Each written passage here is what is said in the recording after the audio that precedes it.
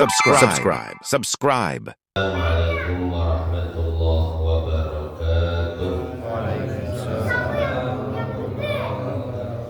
Ini akan dijelaskan satu persatu. Apa itu talak roj'i secara definitif dan apa talak ba'in. Pertama, talak roj'i. Fattalaqur roj'i huwa an yutalliqal hurru zawjatahul madkhulu biha al-madkhula biha talqatan aw talqataini bi ghairi iwadin raji'in ilaihi. Singkatnya seperti ini. Yang namanya tolak roj'i adalah seseorang mentalak istrinya dengan talak satu dan talak dua. Jadi talak satu dan talak dua dinamakan talak roj'i, artinya masih bisa dirujuk. Dengan syarat si wanita yang ditalak satu atau talak dua tersebut sudah pernah digauli oleh suaminya. Ya. Artinya kalau belum pernah digauli, kawin pagi jam 8 akad, malam-malam habis isya berantem cerai. Ya, boro-boro di unboxing, megang aja, ya belum udah cerai. Artinya apa? Menikah artinya diceraikan sebelum berhubungan badan. Ya. Nah, yang kedua, talak ba'in. Wa talaqul ba'in qismani. Dan talak ba'in terbagi menjadi dua. Ba'inun bainunatun sugro. Bainunatan sugro. Yang pertama ada ba'in sugro, wa ba'inun bainunatan kubro. Yang kedua ada ba'in kubro. Jadi ada ba'in sugro, ada ba'in kubro. Ba'in seperti yang saya jelaskan tadi ya, artinya apa? Terputus total. Kalau rujuk kan terputus sedikit tuh masih bisa dirujuk. Kalau ba'in terputus total. Nah, ba'in ada ba'in kecil dan ada ba'in besar. Ba'in kecil namanya ba'in sugro. Ba'in besar namanya ba'in kubro. Apa konsekuensi ba'in kecil dan ba'in besar? Konsekuensi ba'in sugro dan ba'in kubro. Nanti konsekuensi begini. Kalau ba'in sugro, maka ketika suami ingin menikahi mantan istrinya, itu tinggal akad yang baru, mahar yang baru, dan wali selesai. Ya, misalkan suami mentalak istrinya dengan talak satu atau talak dua, kemudian masa iddahnya selesai. Kalau dalam masa iddah kan bisa dirujuk tuh, talak satu, talak dua, dalam masa iddah bisa dirujuk, namanya talak roj'i. Masalahnya adalah masa iddahnya selesai, berarti nggak bisa dirujuk lagi. Nah, kalau bukan talak rujuk namanya, berarti namanya talak ba'in. Nah, cuman karena ba'innya ini ba'in ringan, ba'in kecil, maka ketika dia ingin kembali membina rumah tangga dengan mantan istrinya, tinggal lamar aja. Lamar, mahar baru, wali, akad selesai. Itu ba'in sugro. Beda dengan ba'in kubro. Ba'in kubro ini syaratnya berat. Ba'in kubro ini talak 3. Istri ditalak oleh suaminya dengan talak 3. Tapi kemudian suaminya kangen, ini bobohnya sebenarnya hayang balik tapi nggak talak 3. Akhirnya bagaimana? Apakah bisa langsung ngelamar, akad, pakai wali? Nggak bisa. Tapi si mantan istrinya itu terlebih dahulu harus nikah sama si Otoy. Ya. Bahasa Arabnya toy balash, gratis. Si perempuan ini harus menikah dengan laki-laki lain. Kemudian hubungan badan layaknya suami istri yang sah. Ya, lalu dicerai oleh suami yang kedua itu, menjalani masa iddah darinya, selesai masa iddah baru bisa kembali ke suami yang pertama. Itulah kenapa bain ini disebut bain kubro, bain berat, bain besar. Karena tadi kalau ingin kembali lagi berumah tangga, maka syaratnya si istri itu harus menikah dulu dengan laki-laki lain. Dari sini kita pahamkan tingkatannya. Pertama, talak rujuk. Ya, istri bisa dirujuk tanpa akad, tanpa mahar, tanpa persetujuan wali. Pokoknya yang penting suami cuma ngomong, "Neng, balikan yuk," selesai. Nggak pakai ritual apa-apa. Nah, makanya disebut talak roj'i. Ini yang paling ringan nih. Kalau pengen balikan lagi, CLBK, ya, nah itu cuma ngomong doang selesai. Nggak perlu ritual-ritual akad dan lain sebagainya. Naik yang kedua namanya bain sugro. Ini agak berat. Bain sugro, kalau pengen balikan lagi itu harus pakai akad, harus ada mahar yang baru, pakai wali. Bain kubro, ya ini yang sangat berat. Kalau ingin balik lagi dengan istri, maka si istri harus, bahasa kasarnya itu dicobain dulu sama orang. Lah, iya enggak? Itu sebagai bentuk hukuman kepada si laki-laki yang sembarangan aja menjatuhkan talak 3. Maka dalam agama hukum dulu si laki-laki. Gimana caranya? Si perempuannya suruh nikah sama laki-laki lain. Kalau dia nggak betah bisa balik lagi. Kalau betah sama yang kedua, lah, nuka dua mana mantep. Zohir batina, wih, anu kahiji mah, dicolek kalau, iya mah yo mantep ya. Itu banyak kejadian seperti itu ya. Makanya tahu nanti kalau sampai kejadian seperti itu, cari muhalilnya.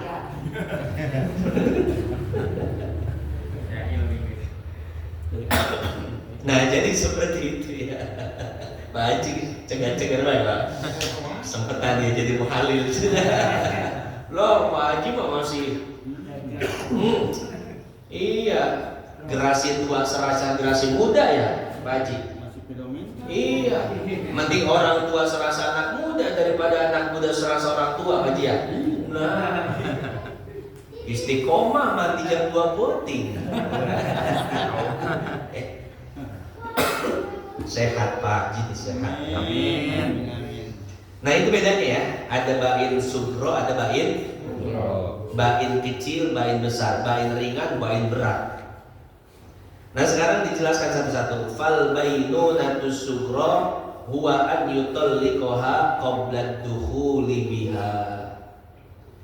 Contoh-contoh bain sugro ya, yaitu seorang suami mentalak istrinya sebelum istrinya digauli.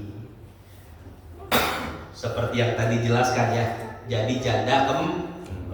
Ini janda kembang ketika ditalak, maka dia tidak menjalani masa iddah. Artinya suami tidak bisa merujuk. Suami tidak bisa merujuk lagi. Konsekuensinya apa? Kalau tidak bisa merujuk lagi tapi tetap mau balikan, maka suami harus akad baru, mahar baru, pakai wali. Karena ini sudah bain sugro. Ya. Itu gambaran yang pertama, mentalak istri sebelum digauli, langsung bain sugro. Yang kedua, au yutalliqaha ba'da dukhul biha lakin bi'iwadin raji'in li jihati. Talak khulu. Ini talak khulu, walaupun talak 1 itu langsung bain Pak. Suami bilang sama istrinya, istriku, kalau engkau mau saya ceraikan, kasih dulu saya uang 5 juta. Itu namanya at-tolak biwad. Talak ada imbalannya. Talak ada imbalannya namanya apa? Khulu. Nah khulu ini Walaupun dijatuhkan di talak 1, dijatuhkan di talak 2, itu langsung bain sugro. Jadi talak khulu itu gak bisa rujuk kan? Enak aja udah dapat duit rujuk, nggak bisa. Betul nggak? Laki-laki nih, saya jangan deh, yang belum nikah aja, yang belum nikah. Otoy bilang sama istrinya, istriku, jadi istrina pamajikannya nggak ada toy, mentang gesan. Contoh gimana? Dan can kawin. Hah? Oh jangan toy. Ya, iya. Takut jadi viral videonya. Tahu nggak? Tahu ya? Ya, gus-gusan. Tahu nggak yang lagi viral? Sekarang lagi kesel banget ya. Temen bapak itu paling bukan langsung lihat aja bercanda. Iya, ada orang punya istri itu ngambek terus, minta cerai. Kata suaminya, saya tidak akan menceraikan kau kecuali kau memberikan saya uang 5 juta. Akhirnya dikasih sama si perempuan 5 juta. Kemudian cerai. Ini namanya apa? Khulu. Nah, talak khulu itu tidak bisa dirujuk. Kenapa tidak bisa dirujuk? Karena kalau bisa dirujuk, enakan cowoknya. Udah dapat 5 juta, bersanda gitu kan, gengsi. Dirujuk lagi. Ya Allah, itu rugi perempuannya, untung laki-lakinya. Maka ketika talak khulu dijatuhkan, itu tidak ada kata rujuk. Jadi talak khulu itu langsung masuk bain sugro. Ya. Walam yastaufi adadut tolak. Terakhir, namanya bain sugro adalah talak 1 dan talak 2 yang sudah habis masa iddahnya. Terakhir bain kubro. Bain kubro ini dikit. Wal bainunatul kubra huwa an yutalliqaha salasan in kana hurran aw talqataini in kana 'abdan sawa'un kana hunaka iwad am la. Talak 3 namanya talak bain kubro. Bain besar, bain berat, bain kelas akal. Nah, ini hati-hati. Ya, kalau mau main bainan cukup di sugro aja. Jangan sekali-kali main kubro, apalagi anak berbelakang. Anak 11,5. 11,5 buat cerita. Main bain kubro lah, bingung Pak. Di Yaman itu kejadian, ada orang suami istri, anaknya banyak banget. Kemudian berantem, suaminya langsung menjatuhkan talak 3. Ngadu sama Habib Salim, Bib, saya sudah menjatuhkan istri saya dengan talak 3. Bagaimana hukumnya? Kata Habib, pokoknya jatuh 3. Mau nggak mau, suka nggak suka. Tapi bagaimana dengan anak-anak saya? Kalau saya bercerai, pasti anak-anak jadi korban. Yang mana banyak banget lagi Bib. Lah salah ente, kenapa main kubro-kubroan? Ya, iya gus-gusan aja. Berat itu. Ya, iya. Nah, jadi seperti itu. Makanya dalam masalah talak ini kan ada apa namanya? Ada jenjangnya. Ya. Jadi jenjang seperti ini. Kalau misalkan istri itu sudah menampakkan ketidaktaatan, ya, sering keluar rumah tanpa izin, beli barang tanpa diketahui suami, sering ngelawan dan lain sebagainya, jangan langsung ceraiin dulu, ya, tapi nasehatin dulu. Pertama, kasih nasihat. Nasihat gak mempan. Langkah kedua yaitu pisah ranjang. Ya, kita pergi kemana ke, jangan ada di rumah, biar si istri ngerasa sendirian. Ya, barangkali dengan kita pisah ranjang, si istri itu bisa taat kepada kita. Yang kedua, pisah ranjang. Ya, kita jangan ada di rumah, setinggalin aja kemana-mana. Yang ketiga, masih gak berubah, kepret. Fadribu hunna, ya, wahjuruhunna fil madhaji'i wadribuhun. Setelah itu pukul, cuman ada aturannya. Pukulannya itu jangan sampai pukulan yang membekas. Makanya para ulama mengatakan memukulnya itu di paha dan di pantat. Ya, jangan sampai di muka, di leher, di kening, karena itu daerah-daerah sensitif, ya. Nah, jadi pukul istri. Tapi ingat, pukulan itu pukulan dalam rangka mendidik, bukan kesel, KDRT dan lain sebagainya, bukan, tapi untuk mendidik. Pukul di tempat-tempat yang sekira-kira itu sebetulnya nggak sakit, cuman dia ngerasa shock aja, shock terapi namanya, ya. Dinasehatin udah nggak mempan, bisa ranjang nggak sadar, dipukul hayang nambah, otaknya mau pulang gitu beda lah. Iya, dipukul dia malah makin nantang. Ya sudah, masuk jenjang perceraian, talak 1, anterin ke rumah orang tuanya. Jangan anterin doang, nanti salah paham. Anterin ke rumah orang tuanya, kita bilang sama orang tuanya, Pak, Bu, saya mentalak anak ibu dengan talak 1. Ya, saya anterin dulu.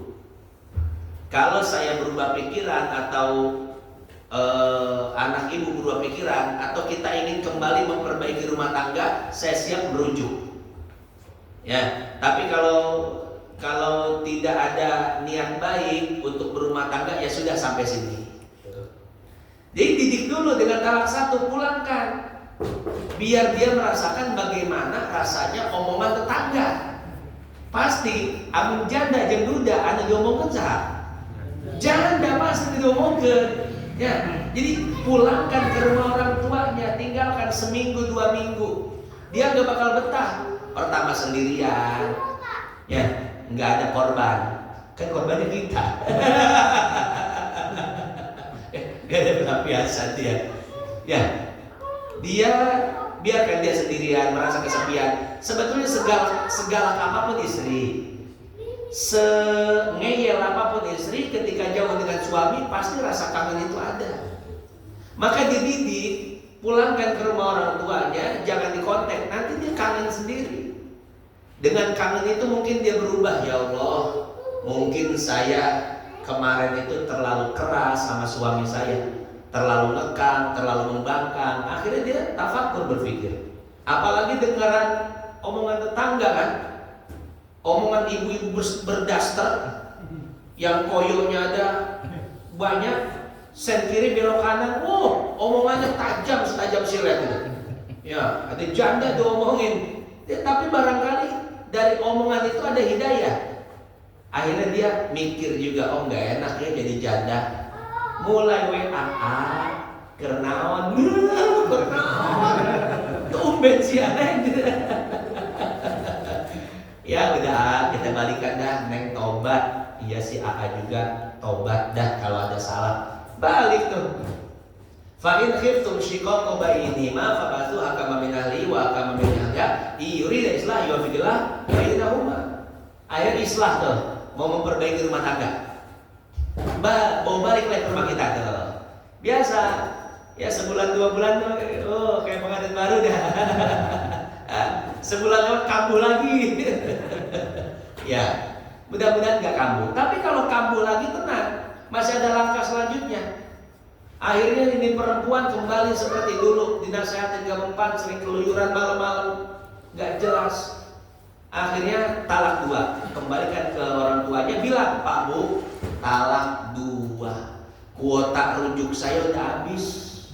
Ini kalau ini, iya. Akhirnya apa?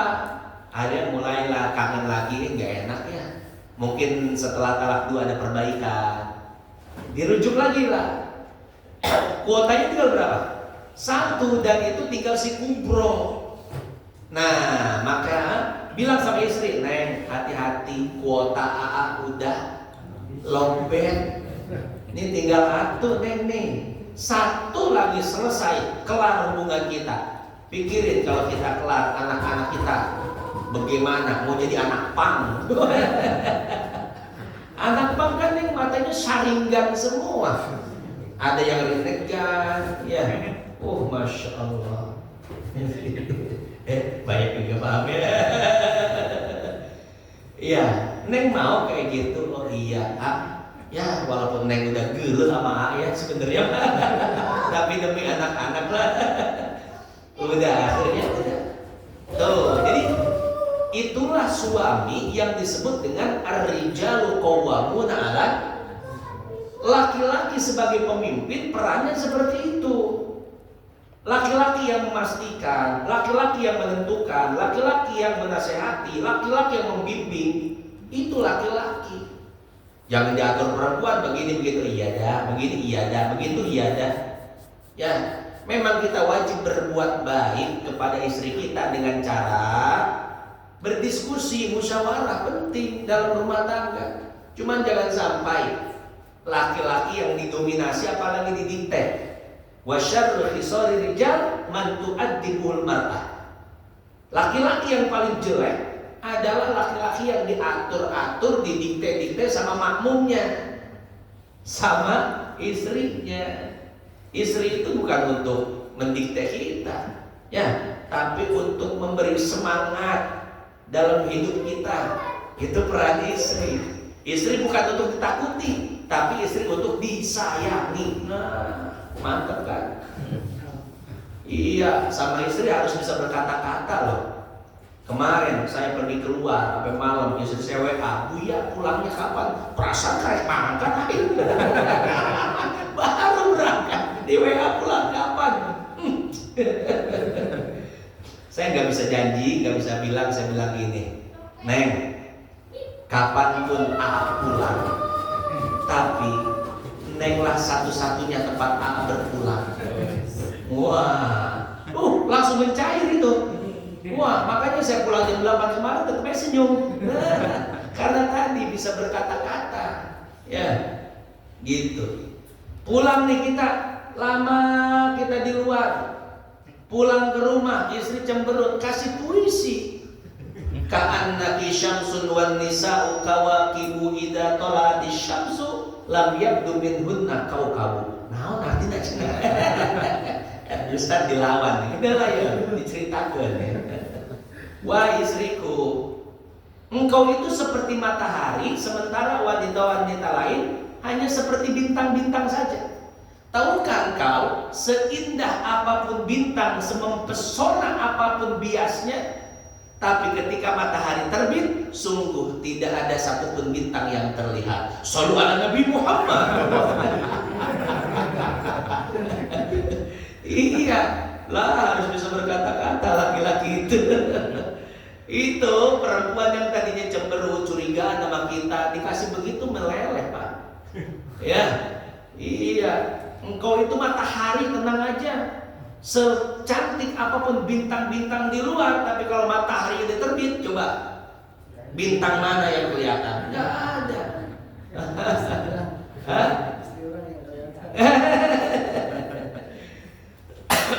Nah, begitu ya. Iya, itu namanya gombal syariah. Itu diperbolehkan secara agama ya. Jadi itulah sedikit pembahasan tentang talak raj'i, talak bain sugro dan talak bain kubro. Titik sampai situ.